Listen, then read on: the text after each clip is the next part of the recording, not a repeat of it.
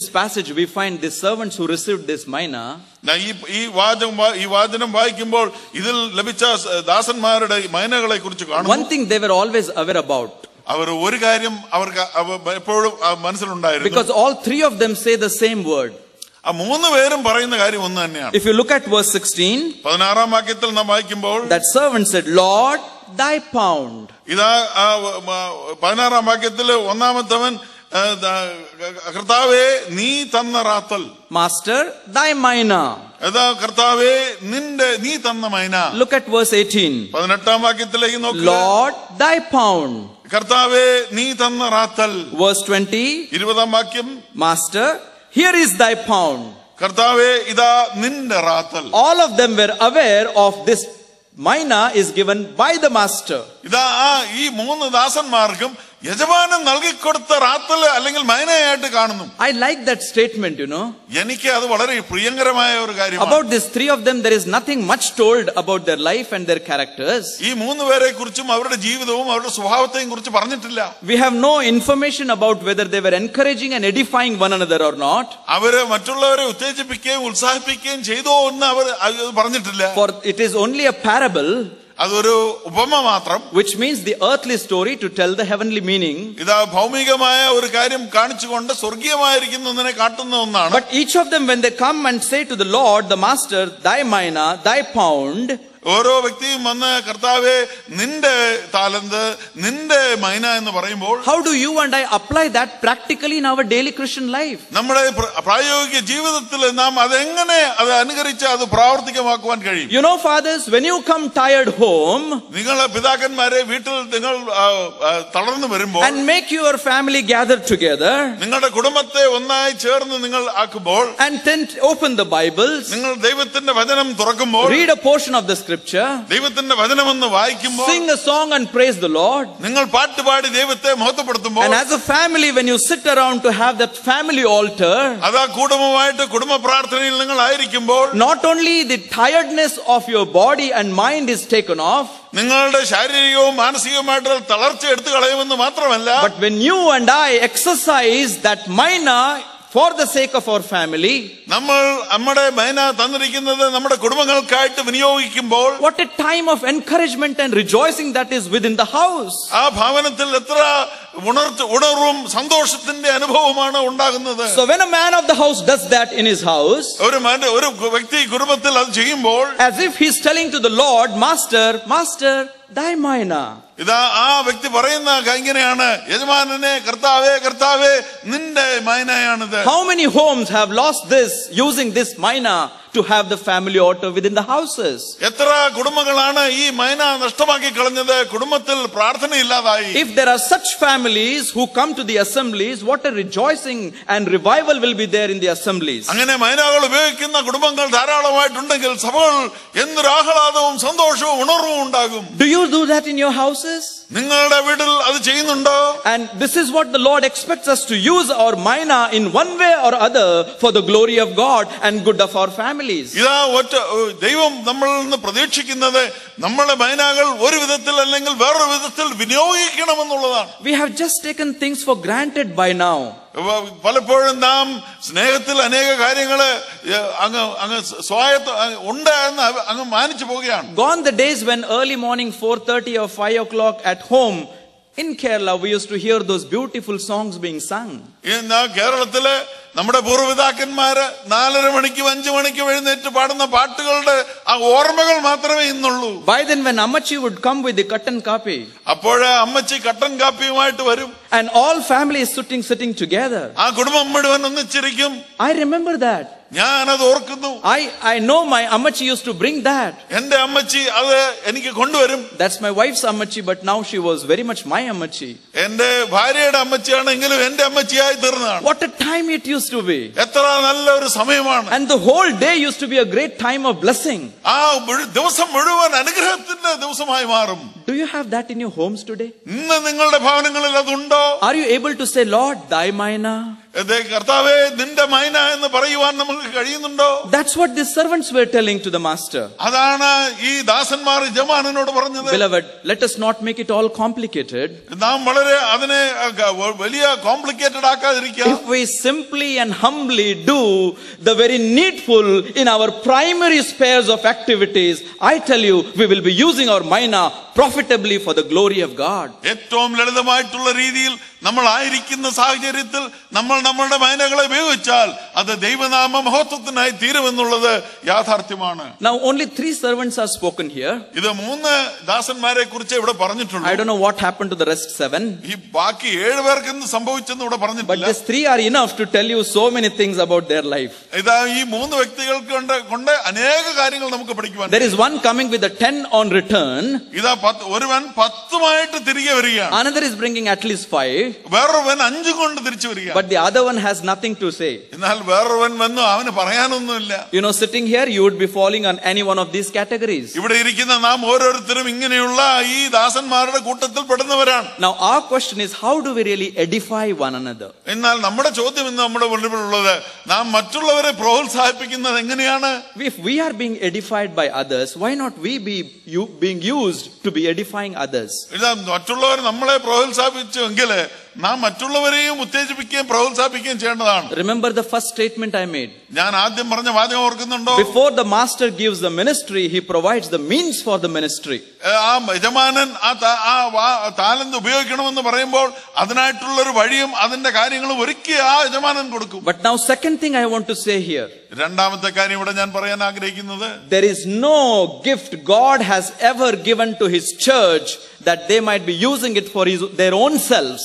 ദൈവം സഭകൾക്കായിട്ട് നൽകി തന്നിട്ടുള്ള താലന്തുകള് അത് അവർക്കായിട്ട് തന്നെ വിനിയോഗിക്കുവാനായിട്ട് ദൈവം ഒരിക്കലും നൽകി കൊടുത്തിട്ടില്ല. No gift to no individual is given for their self enjoyment. അവരുടെ സ്വയത്തിന് മാത്രം അത് ആഹ്ലാദിക്കുവാനായിട്ട് ദൈവം സഭയ്ക്കും വ്യക്തികൾക്കും ഒരു താലന്ത് നൽകി കൊടുത്തിട്ടില്ല. It is neither for self encouragement. അത് സ്വന്തം തന്നെത്താൻ ഉത്തേജിപ്പിക്കാൻ വേണ്ടിയും കൂടെ അല്ല. It is not for self edification. അത് സ്വന്തമായിട്ട് തന്നെത്താനെ ഉണർത്തുവാൻ വേണ്ടിയുള്ളതല്ല.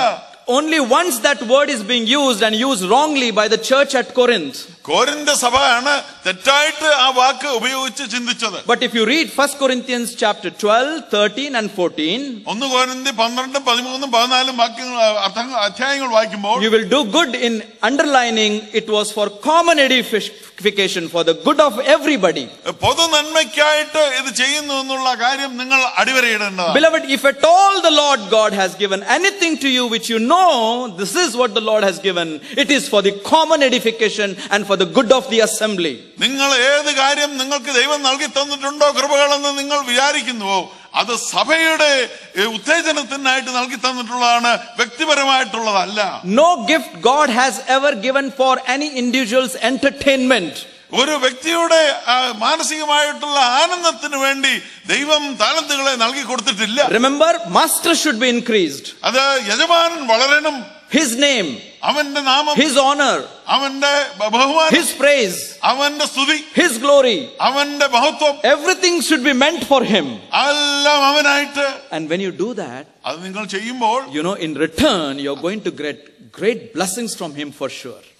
അതിന് പകരമായിട്ട് അനേക അനുഗ്രഹങ്ങൾ നിങ്ങൾക്ക് ലഭിക്കുവാനിടയാകും. Now our question is what is that edification and how do we do that? അത് നമ്മുടെ ചോദ്യം നമ്മുടെ മുൻപിലുള്ളത്, ആ ഉത്തേജനം അത് ഉത്തേജിപ്പിക്കുന്നത് എങ്ങനെയാണ്? Now the words that we are going to consider may come as a reminder to you and me.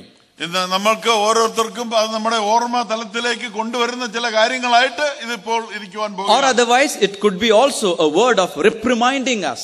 വേറൊരു കാര്യം, നമ്മളെ ഒന്ന് കർശനമായിട്ട് ഒരു വാക്കിൽ ആഹ്വാനം ചെയ്യുന്ന കാര്യം. Whether a word of reminder, ഒരു വാക്ക് ഓർമ്മയിൽ, or whether a word of reprimanding us. ഒരു പക്ഷേ എനിക്ക് കുറ്റബോധം ഉളവാക്കത്തക്കവണ്ണം എന്നോട് പറയുന്നു. We want to examine our life in the light of the word of God and make our life to be edifying one another. നാം നമ്മുടെ ജീവിതത്തെ തന്നെ സ്വയം ഒന്ന് പരിശോധിച്ച് ദൈവസന്നിധിയിൽ അത് ദൈവജനത്തിന്റെ ഉത്തേജനം നൽകുന്ന ഒന്നായിട്ട് മാറ്റും. For which may I turn your attention to 1 Thessalonians chapter 5.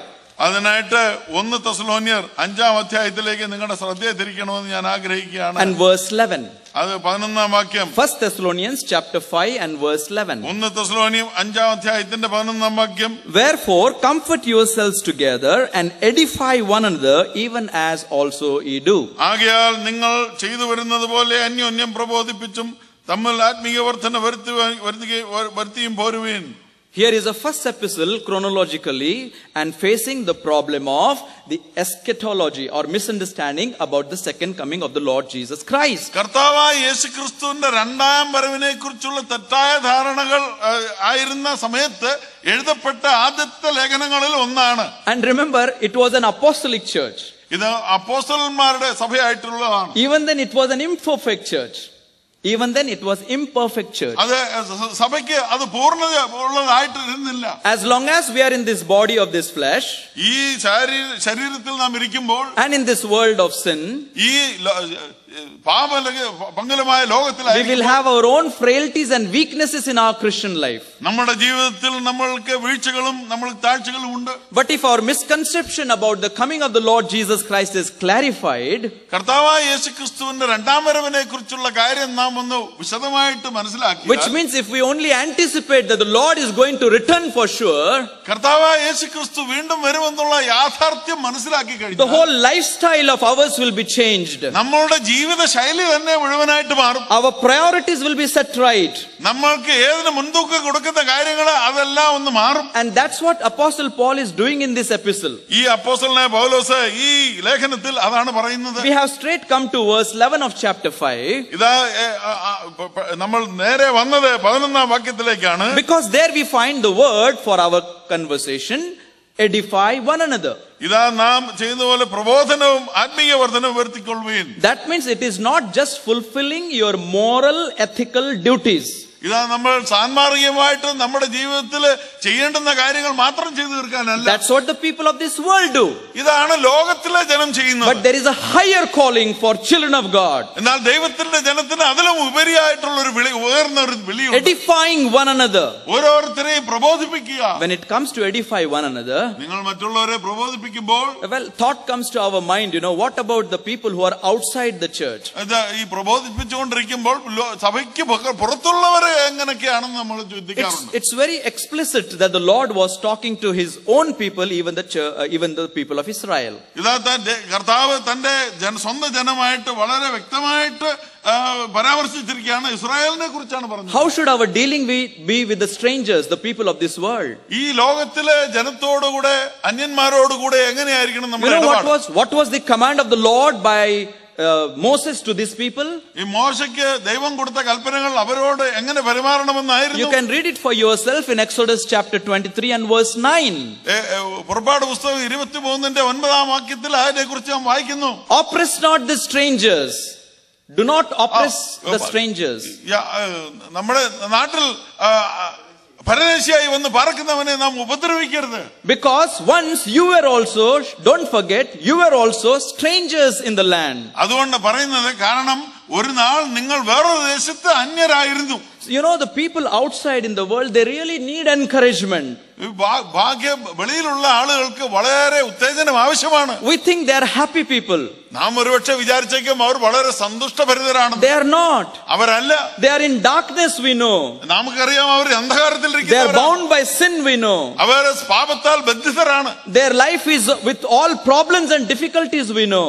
അവരുടെ ജീവിതത്തിൽ പ്രശ്നങ്ങൾ നിറഞ്ഞതാണ്. And brethren, only you and I have the solution given by the Lord. നമുക്കും ദൈവം കർത്താവ് നമുക്ക് നൽകി തന്നിട്ടുള്ള ആ സൊല്യൂഷൻസ് മുഴുവൻ നമ്മുടെ കയ്യിലാണ്. For he said, you are the light of the world. കർത്താവ് പറഞ്ഞു, നിങ്ങൾ ലോകത്തിന്റെ വെളിച്ചമാകുന്നു. If your light shines, they will be brought to the light of the world, the Lord Jesus Christ. നിങ്ങളുടെ വെളിച്ചം പ്രകാശിച്ചാൽ ഇരുളിരിക്കുന്നവരെ കർത്താവായ യേശുക്രിസ്തുവിലേക്ക് വെളിച്ചത്തിലേക്ക് വരും. You are the salt of the earth. നിങ്ങൾ ലോകത്തിന്റെ ഉപ്പാകുന്നു. Only you can bring the taste in the lives of others. മറ്റുള്ളവരുടെ ജീവിതത്തിലേക്ക് രുചി വരുത്തുവാൻ കഴിയുന്നവർ നിങ്ങളാണ്. You know where the problem lies?